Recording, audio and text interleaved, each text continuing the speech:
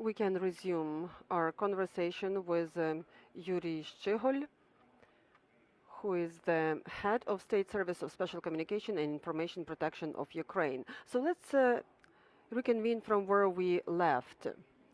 We were prepared that there is a very high probability that during the war there will be issues with mobile connection and with communication in general. And I remember from the early days of the war, so that was one of the targets of our enemy. How did you manage to make sure that it remained intact and we have a good mobile connection, good internet, and the system is running? What happened during our talk? So that's the good example that incidents do happen. To be honest, it wasn't your fault. So there was another guest who already entered our conversation. So that was authorized intrusion into our system. Let's put it like that. But let's go back to our question. How do you manage to keep the system running and enable all the operations? The government did not actually intrude into the market of telecommunication services of Ukraine, and we understand that telecom industry and telecom companies, so they are one of the most advanced companies in our Ukrainian sector of economy, together with banking sector, because we use cutting-edge technologies in Ukraine when we were building telecommunication services. So we have the newest system, and the system is built the way so that it cannot be destroyed just with one missile. So sometimes even the government doesn't know where our network is. That's why even if they have infiltrators, insiders, subversive groups, so they won't be able to destroy the system, the network, with one shot. That's why our mobile operators exerted every effort to make sure that the system will be in operation even in conditions like that. All lines were reserved and they can be resumed very easily. Thanks to them, thanks to the volunteers who work under direct shelling. So we have unfortunately 5 people who died in line of duty. But thanks to our team, thanks to our staff, we managed to enable the operation of our service. Does that mean that the enemy gave up on trying to destroy the communications infrastructure? Of course they didn't, because providing information, making sure that people in temporarily occupied territories get the news, get the truth. So that's one of our objectives, and the enemy is trying to do everything to disrupt this.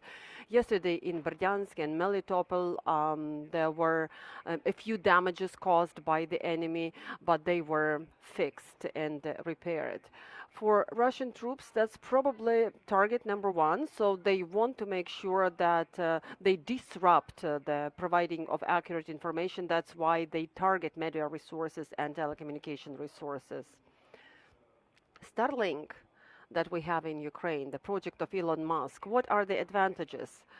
Thanks to this project and thanks to Vice Prime Minister and thanks to Elon Musk in person, so we managed to make sure that there is communication and internet connection in the critical infrastructure, because 90% of the network is mobile connection, but in the field, we cannot provide internet connection. That's why using this satellite technology, which is the next step in telecommunications development, so that made it possible to provide internet connection between different units, different troops, and the government of Ukraine.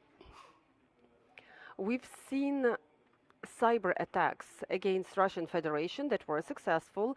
There were cyber attacks against Russian banks, against governmental institutions, and we understand that that was thanks to Ukrainian patriots and also our supporters from overseas. How do you assess the success of such cyber war against the Russian Federation? You're absolutely correct that this is the first cyber war in the history of mankind, because the world responds to what's happening, that our country is being destroyed, and we are trying to do everything. We are trying to get united around IT companies, IT experts who are trying to destroy the enemy using their means. And we understand that all means are justified when we are trying to destroy the enemy, because our service is in charge of cybersecurity, information security, and before the war, we built wonderful team of the best experts in cybersecurity sector, and they are helping us keep our information resources safe and secure. What were the most successful cyber operations against the Russian Federation? Your opinion as an expert.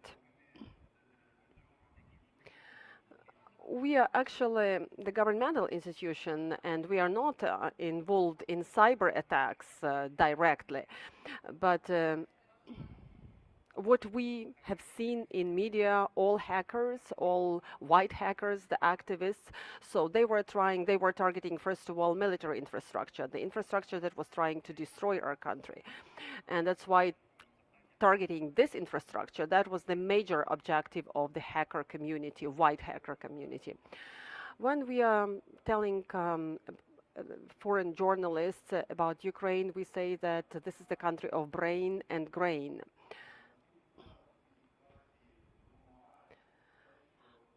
How does brain and grain help Ukraine? Because Ukraine is the treasury of talents and geniuses and brilliant young people. Ukrainian IT experts, wherever they are, so they actually got united. They are cooperating in the sector of cybersecurity.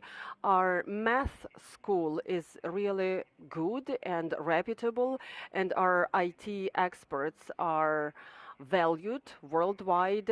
Some of them just put aside their daily duties, their daily commitments, and they united their efforts in order to help fight against the enemy. Our IT experts work in world-leading companies like Microsoft, Cisco, etc. In the nearest future, where should we keep an eye? Like, what are the biggest challenges in your sector, in your service? Our major challenge for all of us is to win this war and defeat the enemy, including in IT sphere. Because cyber hygiene is very important. Do not open unknown links from unknown people. We've seen how much spam has been disseminated all over social networks. They are trying to spread panic. They are trying to create chaos.